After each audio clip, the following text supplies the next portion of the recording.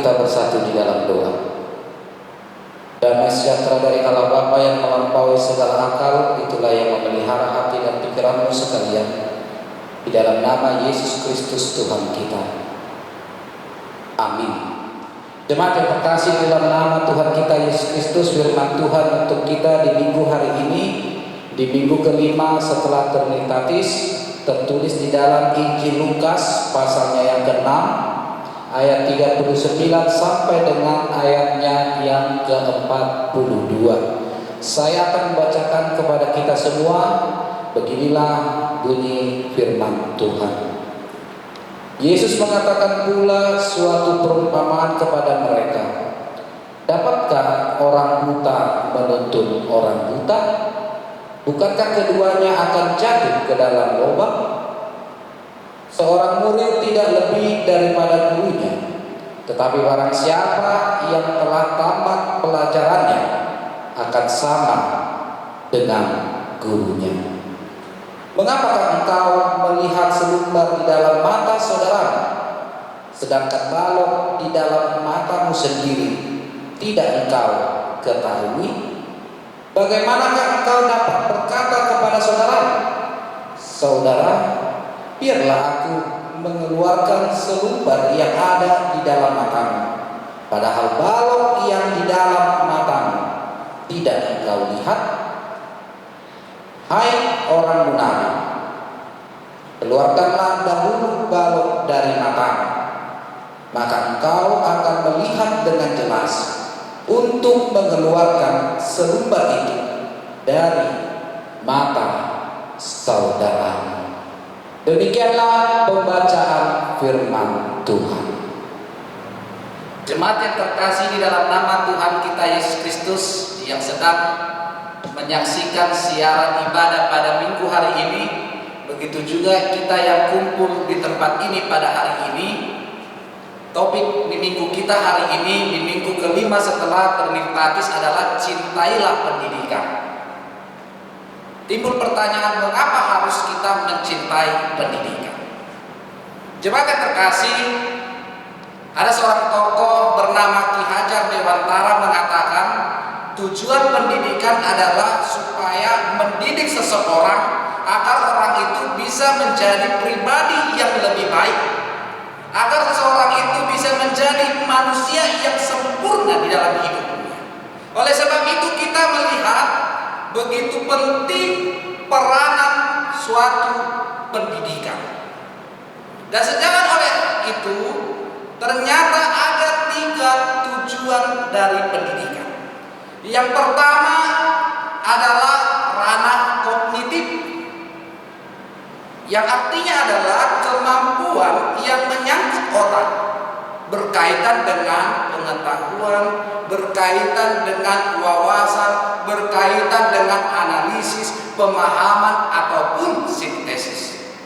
Berbicara tentang pengetahuan, pengetahuan itu ada 4 tingkatan. Bisa kita yang pertama sama-sama mengerti, sama-sama memahami, sama-sama mengetahui. Yang kedua, bisa saja kita tidak sama-sama mengerti, tidak sama-sama mengetahui, tidak sama-sama memahami. Dan yang ketiga, bisa saja saya memahami, saya mengerti, saya mengetahui, tetapi kamu belum tentu mengetahui, mengerti, dan memahami. Yang keempat, bisa saja saya tidak memahami, saya tidak mengerti, saya tidak mengetahui, tetapi Anda mengerti, memahami, dan mengetahui. Yang kedua, tujuan pendidikan adalah afektif. Apa maksudnya afektif? Afektif adalah kemampuan yang menyangkut tentang sikap. Ini terlihat dari perasaan, terlihat dari perilaku, terlihat dari perkataan dan emosi. Dan yang ketiga, tujuan dari pendidikan adalah psikomotorik, kemampuan yang berkaitan dengan skill dan keterampilan. Dari ketiga hal itu, dari ketiga tujuan pendidikan, manakah tujuan pendidikan yang benar? Manakah tujuan pendidikan yang baik? Jemaat yang terkasih, Martin Luther King Jr. mengatakan kecerdasan plus dengan karakter itulah tujuan pendidikan yang sebenarnya. Mau mengatakan kepada kita, percuma seseorang memiliki kecerdasan, percuma seseorang memiliki intelektual yang begitu tinggi, wawasan yang begitu banyak, jika karakternya tidak baik, dia bisa saja menjadi petaka bagi bangsanya. Karena wawasannya, pengetahuannya, kepintarannya, kecerdasannya justru dipakai dia untuk berbuat yang tidak baik. Oleh sebab itu, jika kita melihat, mengartikan dan memaknai perkataan yang dikatakan oleh Martin Luther King, kecerdasan plus dengan karakter, itu juga yang diatur di dalam undang-undang di negara kita nomor 20 tahun 1993. Dan ini juga terlihat di dalam nas kita pada minggu hari ini, di mana Tuhan Yesus selalu mengajari para muridnya dan para pengikutnya agar para muridnya, agar para pengikutnya bukan hanya memiliki kecerdasan, bukan hanya mengerti, memahami, mengetahui apa yang disampaikan Tuhan Yesus, tetapi diharapkan, diinginkan oleh Tuhan Yesus, para muridnya, para pengikutnya juga memiliki watak dan karakter yang baik. Itu yang pertama di dalam nas kita minggu hari ini. Yang kedua, jemaat yang terkasih dalam nama Tuhan kita Yesus Kristus, ternyata sebelum firman Tuhan pada minggu hari ini, sesungguhnya Tuhan telah mengajarkan tentang kasih kepada para pengikutnya dan para murid-muridnya. Terlihat dari ayat atau pasal sebelumnya, di mana Tuhan mengajarkan kita bagaimana kita harus mengasihi, bagaimana kita harus mengampuni. Setelah kita diajarkan, diberitahu tentang cara bagaimana kita harus mengasihi, bagaimana kita harus mengampuni, selanjutnya Tuhan Yesus berbicara tentang hal menghakimi. Jemaat yang terkasih di dalam nama Tuhan kita Yesus Kristus, jika kita berbicara tentang hal menghakimi, mungkin sering sekali kita mendengar perkataan yang mengatakan, jangan engkau menghakimi. Mengapa dikatakan jangan engkau menghakimi? Karena penghakiman adalah hak Allah itu sendiri.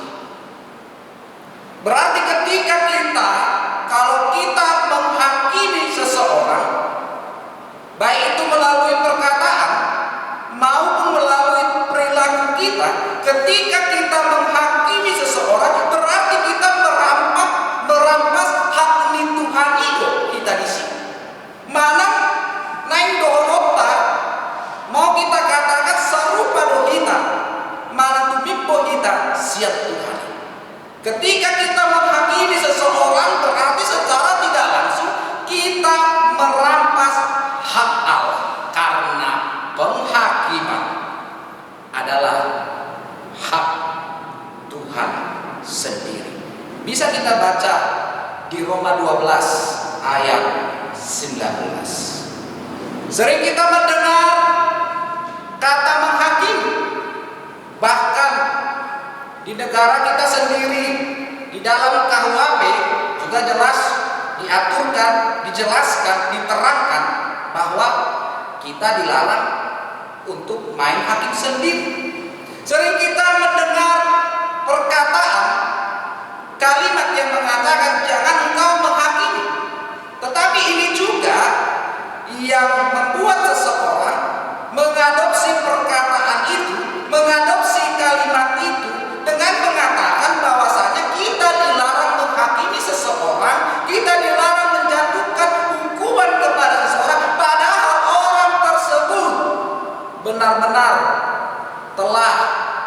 melakukan kesalahan, melanggar norma-norma hukum, adat, dan agama.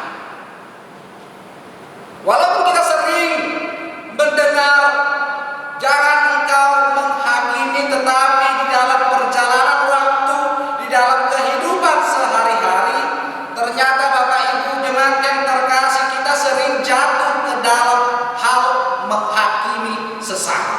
Kita sering menghakimi orang lain. Kita gampang dan cepat menyalahkan orang lain. Kita sering membesar-besarkan kesalahan orang lain. Ada kasihi dan jormai. Kita juga sering mengatakan wajarlah musibah itu jatuh kepadanya. Itu adalah hukuman dari Tuhan. Potong jariku, potong leherku jika dia bisa menjadi pemimpin. Tidak benar, tidak ada yang beres pekerjaan dari pendeta, dari parhalado. Tidak ada yang benar, tidak ada yang beres pekerjaan dari mereka.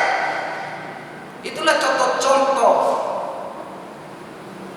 menghakimi, dan masih banyak contoh-contoh yang lain.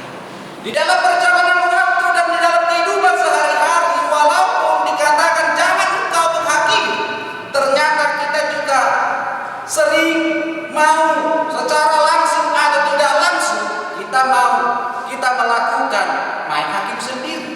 Salah satu contoh, beberapa minggu yang lalu kita mendengar peristiwa keributan dua orang bersaudara, yakni John Kay dan Mus Kay, di mana asal mula keributan, asal mula perselisihan mereka dikarenakan masalah tanah, dikarenakan masalah video live streaming di Instagram, sehingga memancing anggota kelompok dari Mus Kay untuk main hakim sendiri, menghabisi saudaranya sendiri.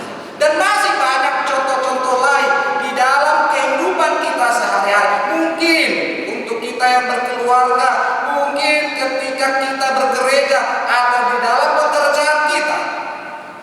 Karena walaupun dikatakan jangan engkau menghakimi, sejujurnya sering sekali kita lalai dan kita tidak menjalankan perintah itu. Kita sering lupa bahwasanya kita juga memiliki kelemahan. Kita sering lupa bahwasanya kita juga memiliki kekurangan.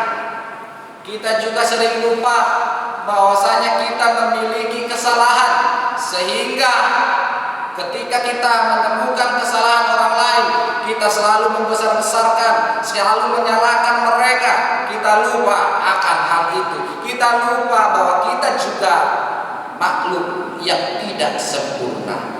Kita sering di dalam kehidupan ini mempraktekkan peribahasa yang mengatakan gajah di pelupuk mata tak nampak, semut di seberang lautan nampak. Jemaat yang terkasih, di dalam nama Tuhan kita Yesus Kristus, ketika kita membaca firman Tuhan di minggu hari ini, Lukas 6 ayat 39 sampai dengan ayatnya yang ke-42, timbul pertanyaan, sebenarnya bolehkah kita menghakimi? Jemaat yang terkasih, sebelum kita menjawab pertanyaan bolehkah kita menghakimi, terlebih dahulu kita harus mengetahui, mengerti, memahami makna arti menghakimi. Menghakimi berasal dari bahasa Yunani yang artinya adalah dalam bahasa Yunani krino. Dan jika kita membaca ayat Alkitab, nats Alkitab, ternyata di dalam Alkitab kita juga bisa menemukan beberapa kali kata itu dituliskan di dalam Alkitab. Dan ternyata kata krino, menghakimi, memiliki pengertian yang berbeda-beda.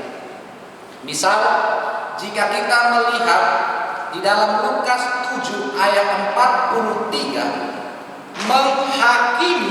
dalam nas itu berarti penilaian atau perkiraan biasa. Ketika kita membaca di dalam Matius 5 ayat 40, menghakimi memiliki arti memperkarakan di dalam pengadilan.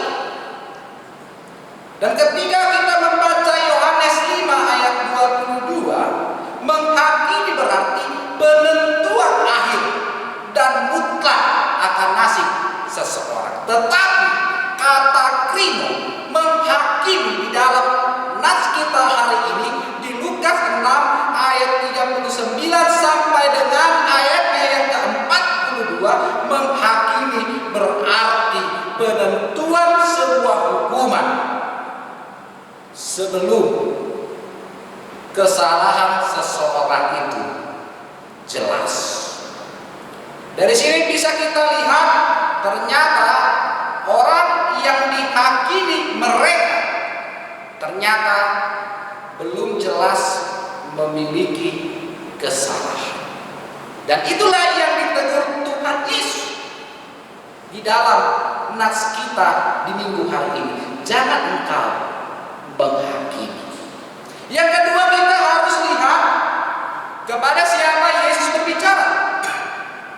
Karena jika kita melihat nas ini, Yesus sedang berbicara kepada ahli Taurat dan orang-orang Farisi kala itu, bahkan dengan beberapa orang yang sejalan dengan mereka. Dan jika kita ingat, kita perhatikan, ternyata Yesus bukan kali ini saja berbicara begitu keras kepada mereka, kepada orang Farisi, kepada ahli Taurat. Bahkan jika kita perhatikan, Yesus juga pernah mengancam ahli-ahli Taurat, mengutuk ahli-ahli Taurat, dan mengecam para orang-orang Farisi. Mengapa Yesus melakukan hal itu? Jemaat yang terkasih di dalam nama Tuhan Yesus Kristus, tidak mungkin ada asap kalau tidak ada api. Tidak mungkin ada hal, tidak mungkin Tuhan Yesus mengecam, mengutuk mereka jika tidak ada penyebabnya.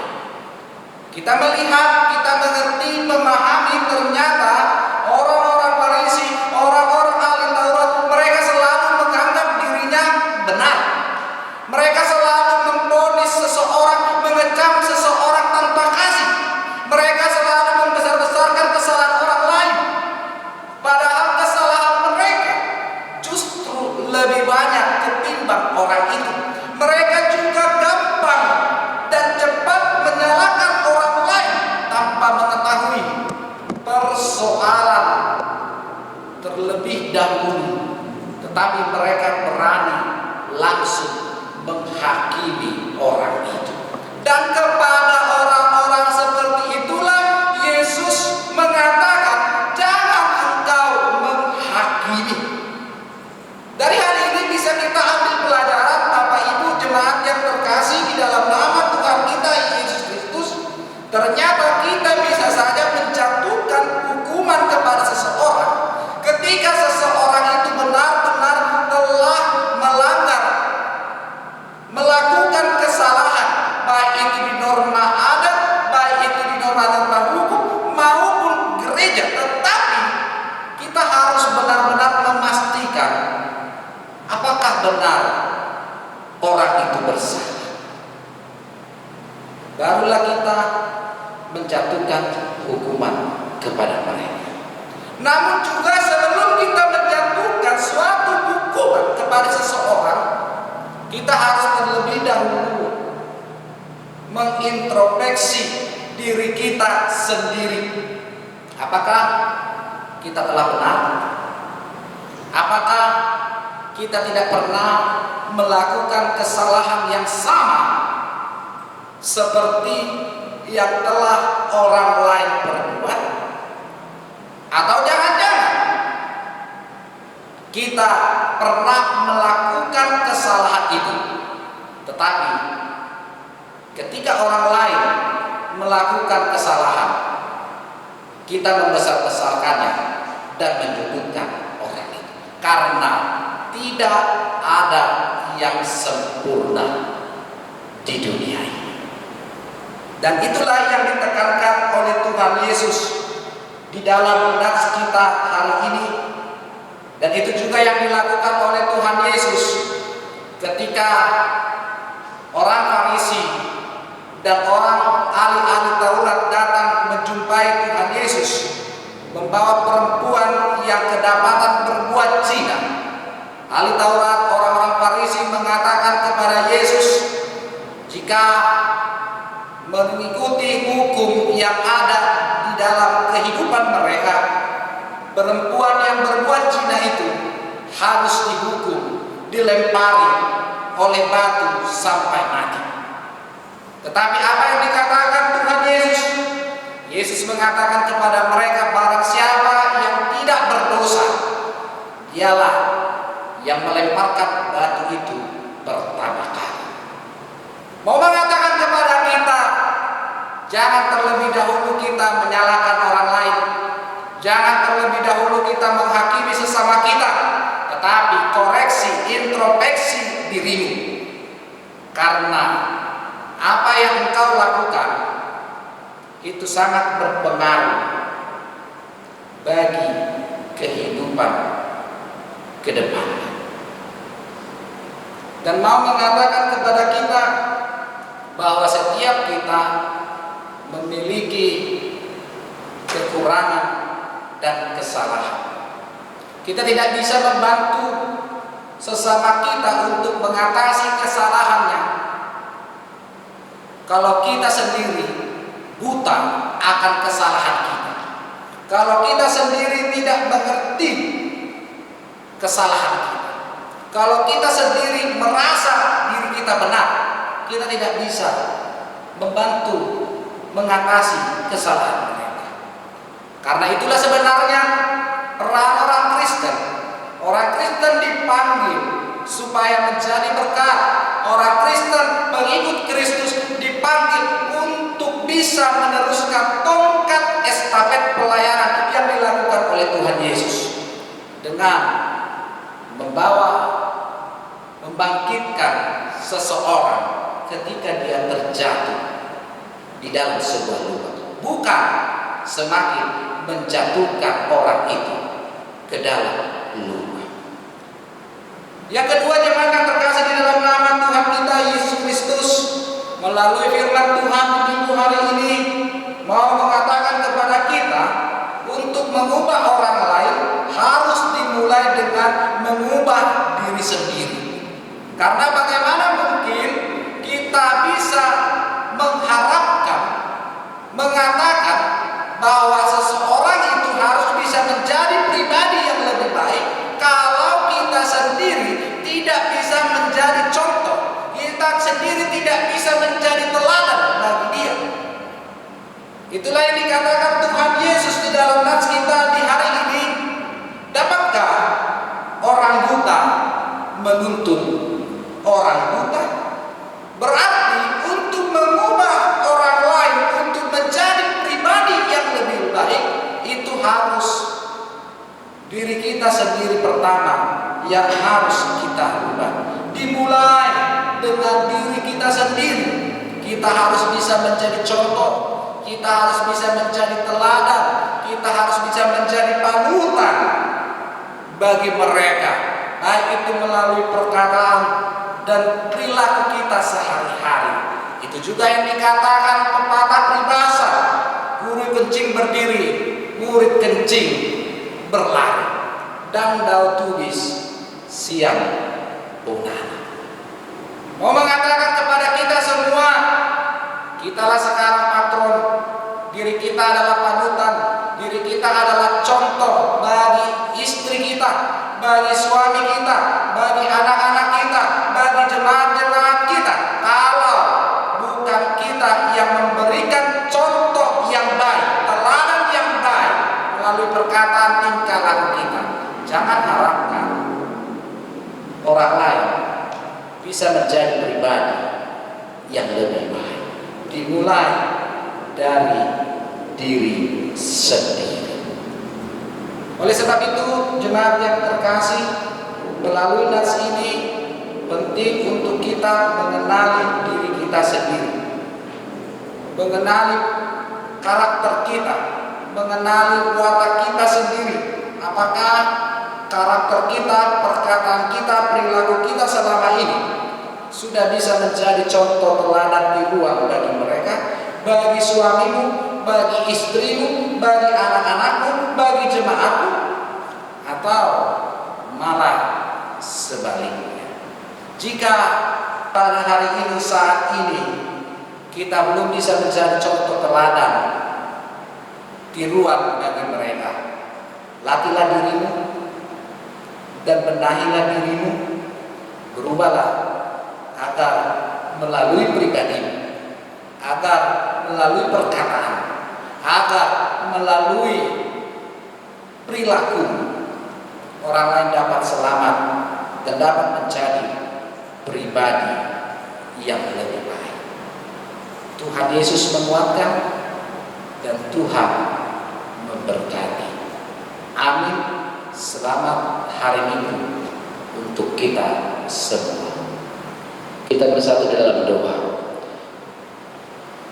Bapa yang kami kenal, di dalam nama Putramu Yesus Kristus Tuhan kami berterima kasih dan mengucap syukur atas segala kebaikan-Mu yang masih kami rasakan hingga hari ini. Engkau masih memberikan napas kehidupan, Engkau masih memberikan kesehatan, umur yang panjang, menyertai kami di setiap langkah kami, memberkati segala apa yang kami kerjakan, lakukan di dalam hidup kami, dan menjauhi kami dari segala mara bahaya dan sakit. Kami juga berterima kasih dan mengucap syukur Tuhan, karena Engkau masih memberikan hari yang baru untuk kami, di mana pada hari ini kami berkumpul, kami telah memuji, memuliakan nama-Mu melalui lagu-lagu pujian yang kami panjatkan, melalui khotbah yang kami dengarkan pada hari ini. Kiranya apa yang Engkau firmankan kepada kami bisa kami lakukan di dalam hidup kami sehari-hari. Jelas di dalam firman-Mu Tuhan, Engkau mengajarkan kepada kami agar kami terlebih dahulu menunjukkan kasih kepada sesama kami,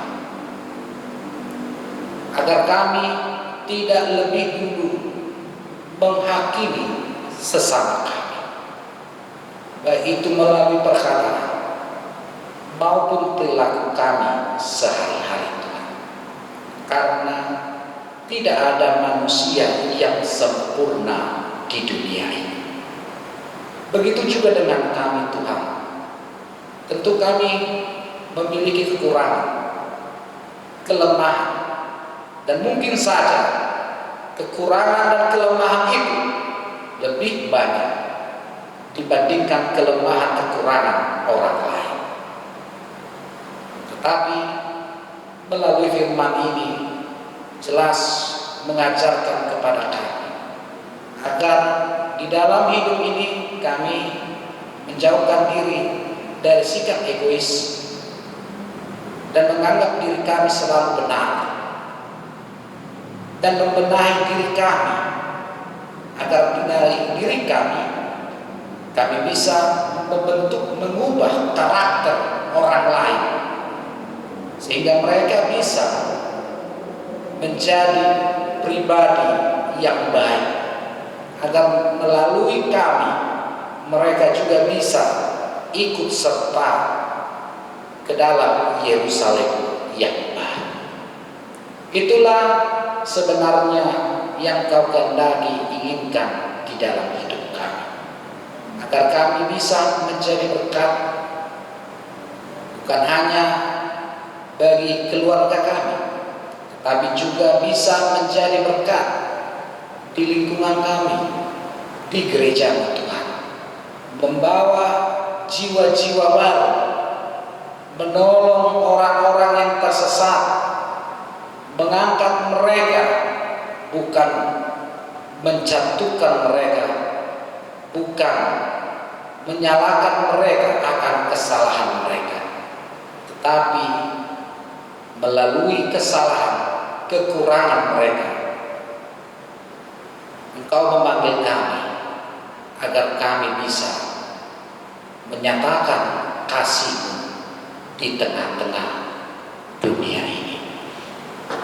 Engkaulah Tuhan yang senantiasa memberkati seluruh jemaat, menguatkan kami agar kami bisa membenahi diri kami menjadi pribadi yang lebih baik, menjadi gambaran di tengah-tengah dunia ini, menjadi alat, menjadi pewarta-pewarta firman di dunia ini. Apapun yang kami kerjakan dan lakukan, kami yakin dan percaya Engkau pasti berserta kami, dan Roh yang tinggal di dalam diri kami, itulah yang akan menuntun kami untuk melakukan apa yang Engkau perintahkan, ajarkan, kehendaki bagi diri kami. Dan Roh-Mu jugalah Tuhan yang menjauhkan kami dari segala mara bahaya dan memberikan hikmat kebijaksanaan agar kami bisa membedakan apa yang baik dan apa yang buruk dan tidak pantas kami lakukan. Engkaulah Tuhan yang kiranya memulihkan negara kami, karena itulah kerinduan kami Tuhan. Kami rindu kembali beribadah di gereja-Mu. Kami rindu melakukan pekerjaan kami seperti semula. Kami juga rindu Tuhan akan berkat-berkat-Mu, dan kami yakin dan percaya Engkau pasti akan membimbing kami ke rumput yang hijau, karena janji-Mu Tuhan ya dan amin bagi orang yang selalu percaya mengimani semua karya-karya. Walaupun sering kami lalui, kami dapati apa yang Kau kehendaki itu berbeda dengan apa yang kami harapkan. Namun kami percaya bahwa apa yang Engkau berikan itulah yang terbaik bagi kami, dan kami begitu amat mensyukuri atas semua yang Engkau berikan. Berkati seluruh hamba-hamba, para pemimpin negara kami, para pemimpin gereja kami, para majelis gereja.